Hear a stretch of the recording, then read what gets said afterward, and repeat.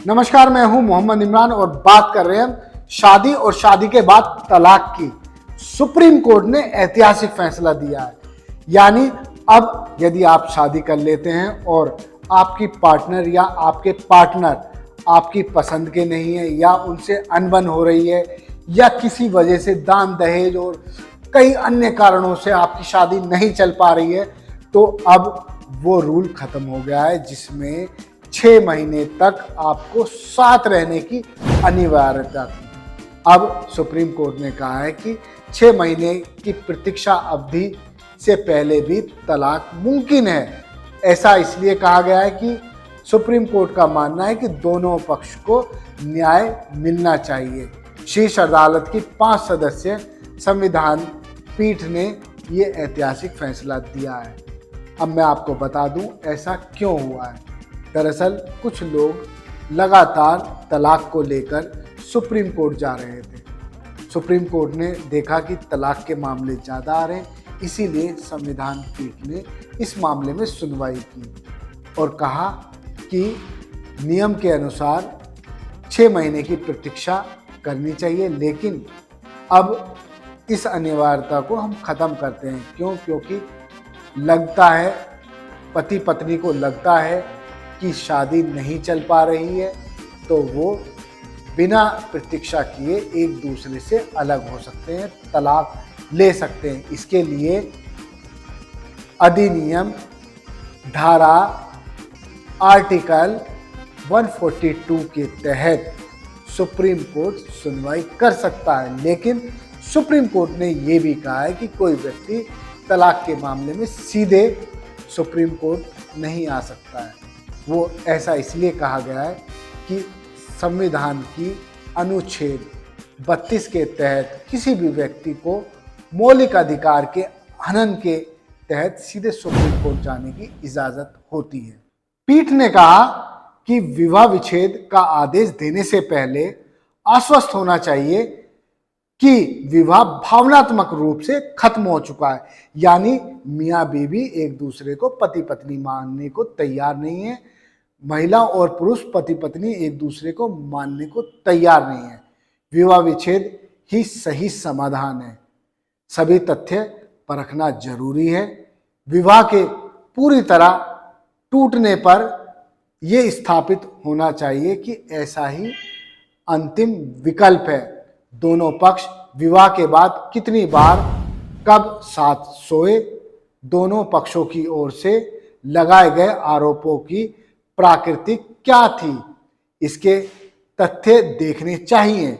समय समय पर पारित कानून आदेश निजी रिश्ते पर इसका असर समाधान के लिए कोर्ट या मध्यस्थता के जरिए कितने प्रयास किए गए, इसे भी देखना जरूरी है। यानी जब शिकायत हुई तो किस व्यक्ति ने मध्यस्थता की और उसको बचाने का कितना प्रयास किया। दोनों पक्षों के बीच अलगाव की अवधि खासी लंबी होनी चाहिए। 6 महीने या इससे अधिक साल का अलगाव उचित कारक हो सकता है।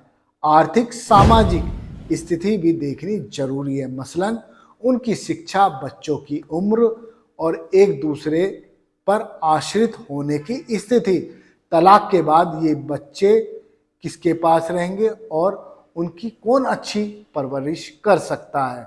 नाबालिग बच्चों की कस्टडी, उनका कल्याण, पत्नी को तलाक देने के बाद उचित मुआवजा, बच्चे के आर्थिक अधिकार व अन्य लंबित विषयों पर भी विचार करना चाहिए। पीठ ने कहा, हम कारकों को कानूनी नहीं बनाना चाहते ताकि संविधान का अनुच्छेद 42(1) परिस्थिति विशेष के रूप में ही इस्तेमाल हो। अब मैं आपको बता दूं कि सुप्रीम कोर्ट के इस निर्णय का सुप्रीम कोर्ट बार काउंसिल भी विरोध कर रही है। बार के एक वकील का कहना है कि ये मामला संसद के अधीन आता है, इसलिए इस मामले को संसद पर ही छोड़ना चाहिए। लेकिन इस मामले को सुप्रीम कोर्ट ने न्यायिक माना है और अपना डिसीजन दे दिया है। डिसीजन भी ऐसे वैसे नहीं, संविधान पीठ ने दिया है, 5 जजों की बेंच ने दिया है, जिसको हेड संजय कौल ने किया है। जस्टिस संजय कौल इस बेंच को हेड कर रहे थे और उन्होंने ही इस फैसले को दिया है। इससे क्या नुकसान होगा? इससे नुकसान ये हो सकता है कि पति पत्नी के बीच अचानक झगड़ा होता है और वो चाहें अलग हो जाएं तो वो उनके पास सोचने के लिए समय नहीं होगा, वो तुरंत अपना डिसीजन ले सकते हैं।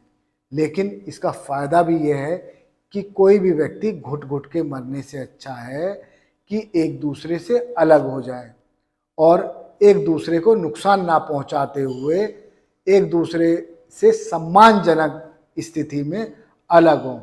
इसीलिए हिंदू विवाह में बदलाव किया गया। हिंदू विवाह विशेष अधिनियम 1955 में ये बदलाव हो चुका है जो सुप्रीम कोर्ट ने कहा है। इससे अब उन लोगों को आसानी होगी जो विवाह के 6 महीने से पहले ही एक दूसरे को तलाक देना चाहते हैं। आप इस पर गौर कीजिएगा कि कई बार कोर्ट कचहरी, थाना, पुलिस ये सब करने के बाद ही तलाक संभव हो पाता है, लेकिन इस फैसले के बाद ये सब चीज़ें आसान हो जाएंगी। इससे पुरुष और महिला का हैरेसमेंट भी नहीं होगा। धन्यवाद। आप देखते रहिए जय हिंद जनाब। चैनल को लाइक और सब्सक्राइब करना ना भूलें। कमेंट बॉक्स में अपना कमेंट लिखें। जय हिंद।